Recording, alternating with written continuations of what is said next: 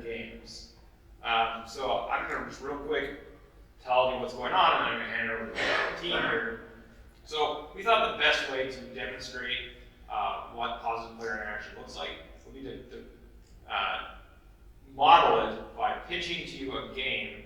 This is all hypothetical, and none of this actually works together, but you'll get a basic idea of what we're talking about. Then we're gonna talk about the power of positivity, why you want that in your game. We're gonna give you some context, and then we're gonna give you some very specific mechanics that demonstrate that. So with that, I'm gonna turn it over to Kat.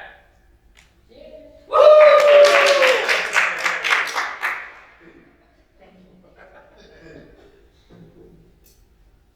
Towels and carrots. It's a generous game of giving to win. Give that. Shared engine building. Modeling equity. Strategic gifting of excess. Carrots. Positive player interactions in a competitive game environment. It's a game. It's a toolkit. Don't forget to bring a towel.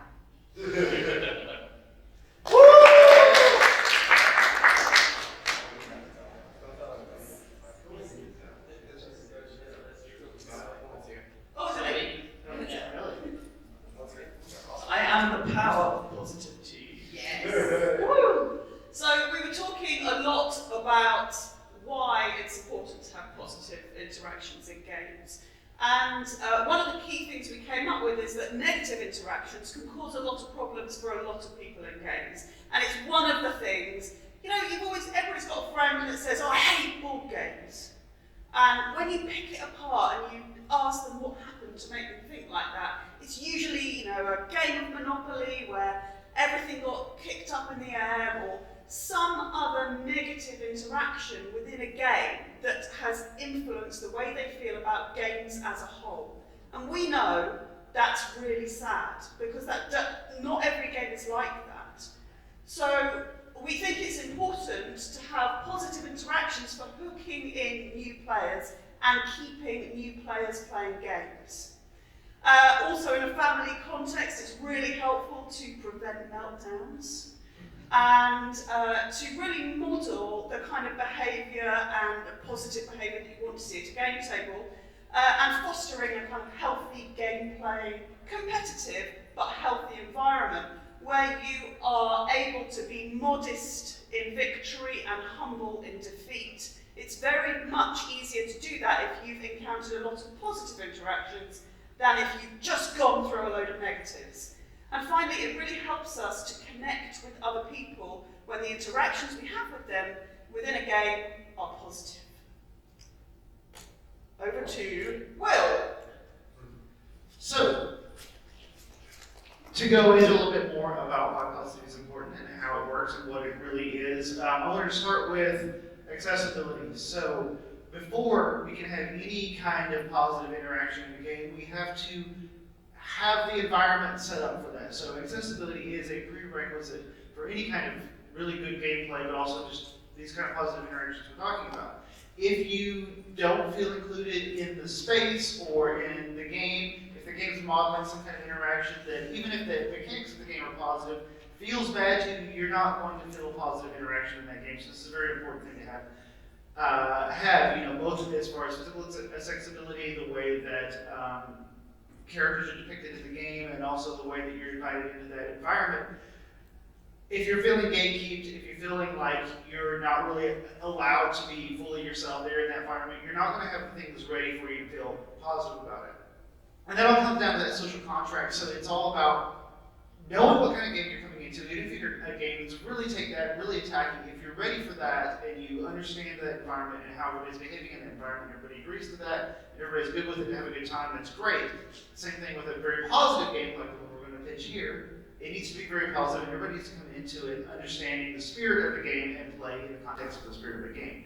So, to go a little bit more into why positive interactions are important, these can, in many cases, be more engaging, just as Ellie said, than negative interactions. So negative interactions, in some cases, can definitely turn people off. They can foster pro-social behaviors in younger players. Like you said, avoiding those meltdowns and things.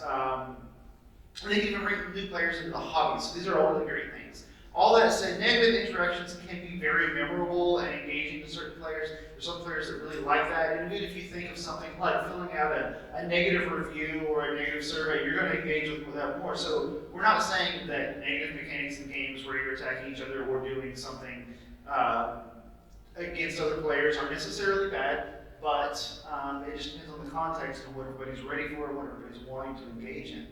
So we talked about putting this in the context of self-determination theory. So self-determination theory, within that, they identify these three basic needs of competence, which is like being good or being able to get good at something, autonomy, which is being able to make your own choices and feel like you have your own agency within the game or whatever, and relatedness, feeling close to other people, feeling connected, feeling like you have a relationship or you're part of a group. All of these things are definitely highly important to any game. Making players feel inferior can definitely disengage them, lowering that competence need.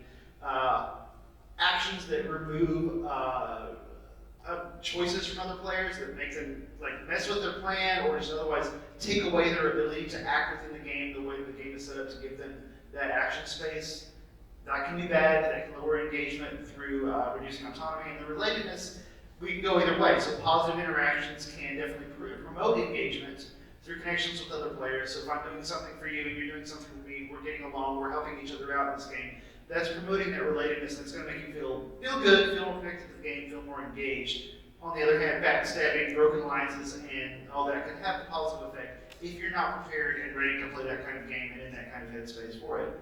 So another way of looking at this, rewards and penalties. So obviously you can, if you attack another player, you do something bad to them, put them in a worse game state, that's obvious. But there's other ways where you can just frame a particular interaction in a different way. So for example, long-term proficiency, removing your -1 versus getting an ability that gives you a +1. Net game effect is exactly the same in both cases, but one of them is going to feel a lot more positive to a player than the other one. Even though behind the scenes, if you're doing the math, it's the same thing. It's just the way it's presented that can have that different effect of positivity versus negativity. So a lot of what we're going to talk about in our game pitch that we're getting to is these mutually beneficial player interactions. So these are the really kind of positive effects that we really stuck to. And now we wanted to talk mostly about competitive games and not cooperative games. Cooperative games, it's kind of obvious.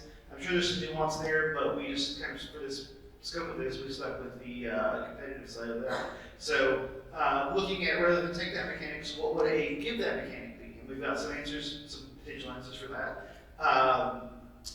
Provide benefits to the other player while still helping yourself, and that's okay. Basically, two people helping each other out, but maybe it improves their game state compared to the other players. And this is going to really matter as we go into this particular pitch. Asymmetry of value, so like the ways that one player might value a particular resource or whatever within the game different than somebody else. If you don't have that asymmetry, then you're really just trading the same thing back and forth, and it's not going to have it's not going to change the game state. So as you see our pitch and see what's going on with that, you'll see how that asymmetry of value kind of plays into it. And finally, synergy. To really incentivize players to work together to some extent, you need to have a system in the game where working together gives you a benefit that you could not get otherwise. So for example, you have a 3-player game, 2 players are working together, they're going to get some benefit that the other player that isn't participating and working together in many ways is going to get. And that's really important to build those synergies because it's going to feel like a really good way of cooperating and having those positive interactions, but also it's going to, built into the game, have something that helps incentivize that within the game. Yeah. So, real quick through that, and now I'm going to go over to this next section. Okay. When we are talking in our group, we think about some mechanics we can do to For our game. Yes. For our new game we're pitching to you now. Right? Yeah. So you think about a shared economy, like you have a shared pot of money and everyone can take from there, or maybe one player to use the money he need to be get other players' authorization, or I choose how much money to spend and other players choose where to spend, or something like that. we can think about collective investment. Like all players can put money in this pot, and later on we can receive dividends for this pot. So when we put money, all of players will get more money in dividends in later rounds.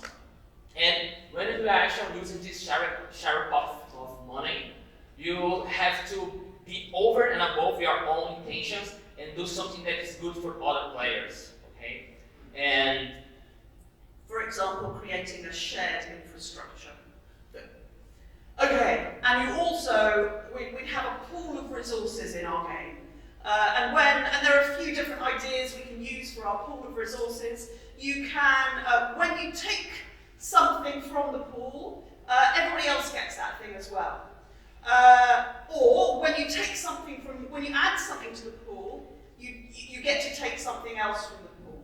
And we also considered this market mechanism where every player has their own market stall that's separated from their main resource bank that is open to taking things from. So you can take something from there as long as you put something else back, which might then feed into what that player needs later on. We've also created a new, I think it's not working. I'll just explain it with your mouth. No, I mean our brilliant animation isn't working. It's really sad. We've got animations. Never mind, it's okay. We've got a new mechanic called joint engine building. And we're going to explain it to you, but we need some volunteers. We need 4 workers. We need 4 workers down, right in your front row. Sydney! Yeah, come on, we need 2 more. Dylan. Come on. Yeah, Okay. you guys got it sorted out by yourselves. Okay, so right now we need the workers. We need the workers over there. Okay? Dylan, you can be worker number 1. So these people, these wonderful people, are representing the workers of different players. So the first player decides they're going to place their worker on the take 1 parrot action. No, it's Sydney next. Sorry, Sydney's the first person. And when you place your worker on the action, you upgrade the action if you've got a tile that lets you do that. So Sydney's able to upgrade this action. And now she's able to take 2 parrots. Sydney's going to stay there. And can you show me your things? Dylan knows. Yes. What does that mean? Sow and harvest 2 parrots. Yeah, okay, go. My partner's So now, when Dylan the worker comes, he upgrades the action, but he goes to the space that Sydney was in. You get 2 parrots. Sydney, you move to the new space. So this is a chained action. So if your worker's already there, and you get to stay there, but you move down the chain and something else happens to you. In this case, you get to double your carrots, right? So Dylan, you're on space 1, and Sydney, you're on space 2, right? Now somebody else comes along. Oh, and also, what we didn't say is you get to take money if you are. So your benefit if you're the first player there is that you get to move down the line and do extra actions. If you are a subsequent player arriving, you get to take an extra bonus according to the number of people that are on this space. So you're rewarded both ways, whether you're there first or whether you're there second. If you manage to keep your workers on the action, they're going to get lots of passive income the further down the line they go. Oh, here we go. Self, you have to put it on the chair because you'll come up this end and that's going down that end. So each new worker can upgrade the spaces, and the workers all move down, accessing more benefits. So you're rewarded from the other players. Does this make sense? Does it make sense, or is it just confusing and there are too many carrots? So many carrots. Okay. I got carrots. Right. So this is so with the towels, we've got the towels. They're upstairs. Did you have your towel? We spent too long at lunch. We didn't get the towels.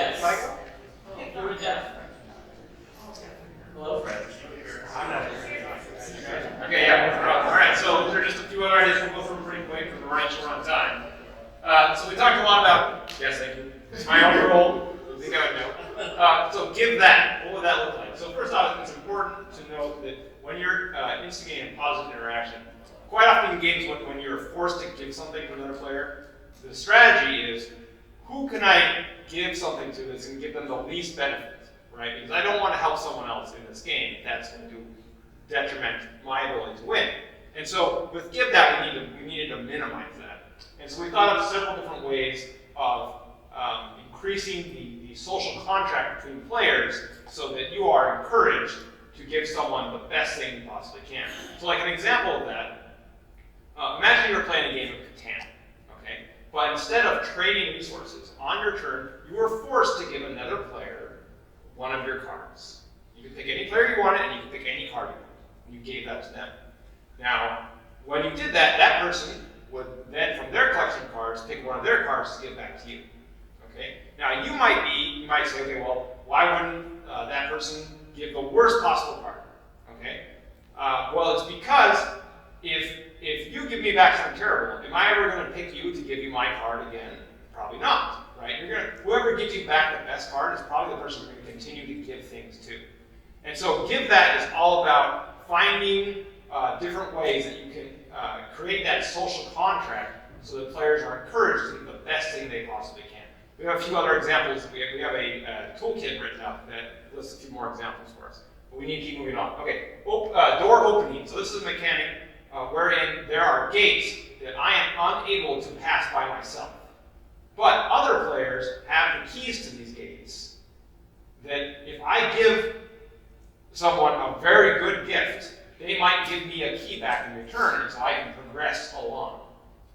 All right, and then the final idea, wandering alliances. This is an interesting idea, I think, where there are many games where you'll build an alliance, but in this instance, the game designates that you're going to have certain alliances. It might be randomly, it might be roll dice, or drawing cards, but each round you're going to be assigned a new alliance. And during that round, your fates are tied to each other.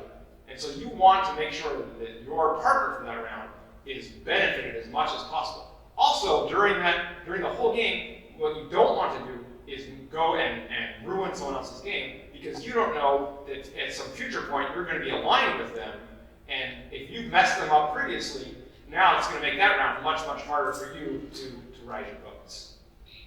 All right, so those are rights. All right. Just kidding, okay.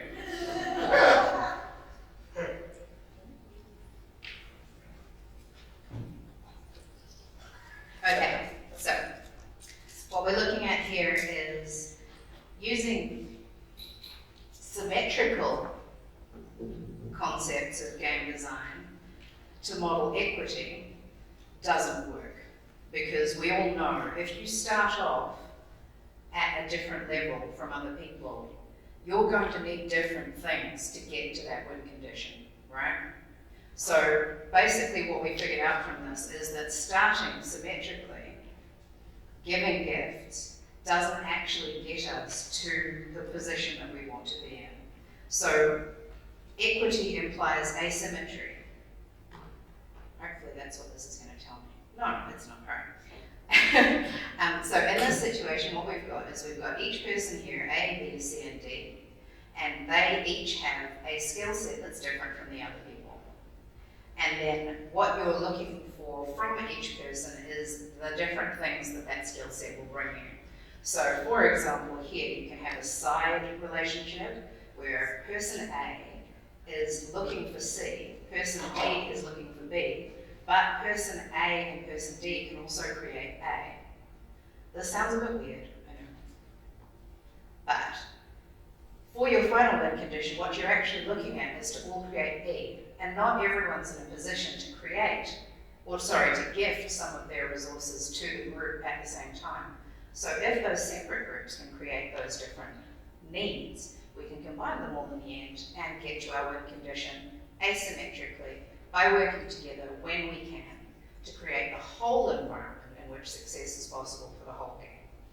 Does that make sense? Could you repeat it? So, We talked about this in a couple different contexts, like a couple different themes, like perhaps this E resource is something that everybody needs. So it could be something like something that mitigates global warming, or your terraforming system. Is it, are you going to talk about this? Or Yeah. am I jumping? Yeah, Am no, I, no, no, that's I'm fine. doing this. Use Okay. that one. Or like the terraforming system on Mars, while we're all setting up our own little settlements on Mars, or something, or your oxygen for your underwater colonies, or something needed by everyone. Also, the idea that this central thing, maybe everyone can produce it in a different way. Everyone has a different skill set, so like different resources are differently valued by each player because they can use them in different ways, and that asymmetry produces the opportunity for gifting and exchanging of resources to actually work. So through this, as I mentioned earlier, we have to have synergy effects so that it is necessary for players to work with at least one other player in order to get those synergy effects, in order to progress and potentially win the game. By trying to not interact with anyone or avoid helping anyone else, you're actually putting yourself in a relative worse position overall. And then on top of that, what we figured out was that some of our characters or players actually have an additional skill. So their additional skill is to make a better use of a specific resource. So an example of that is if there were an incident in the South Pacific, if the US were to send aid directly to that place in the South Pacific, they don't have familiarity with the location. So what they send might be like, I don't know, candy bars or something. And what's actually required is not that. So if they send that through Australia, who are used to functioning in that environment and they know what those particular areas need, Australia can take those resources and apply them with more effect than the US would. So if A is sending resources to B, they are not necessarily as good at sending those resources as D is. So we get better value out of using each other's skill sets. Does that make sense? Okay, that type of thing. So to finish, talk about a little about tension, and we need to have some tension in. Yeah. Okay. Because we need to have some tension in a game like that, because although it's generous, if the experience is flat, then it will be disengaging. So you think about some ways to bring tension to this kind of game. So maybe players need to work together to avoid some sharp lose condition. You have some games that in the market that already do that. And maybe you can have one-win alliance, like Jeff explained. This can put some certain amount of uncertainty and just help the game to get a little tension. We need to have this space to players build expectations, and then this uncertainty can create an atmosphere of tension. And we think about like to limit the player's options. You can't choose everything, so you have to make these hard decisions what to do in his turn. So this can help to build this emotion, this feeling of tension. Okay, so with this we finish. Okay. So we can do questions now. Yeah. So cool. Yeah, so that's our presentation. So I'm holding the mic. I feel like I didn't do any talking. I feel like I was responsible for something, but yeah, no, my team is not. Yeah, that's fine. Yeah, so we have any questions? So back there. So a lot of the mechanisms that you're describing sound like negotiation, which for a lot of players is a negative interaction. How does what you're talking about differ from that? Sure. So I can start. So how are the mechanics that we are suggesting aware or different from negotiation, which can be a negative experience for other people?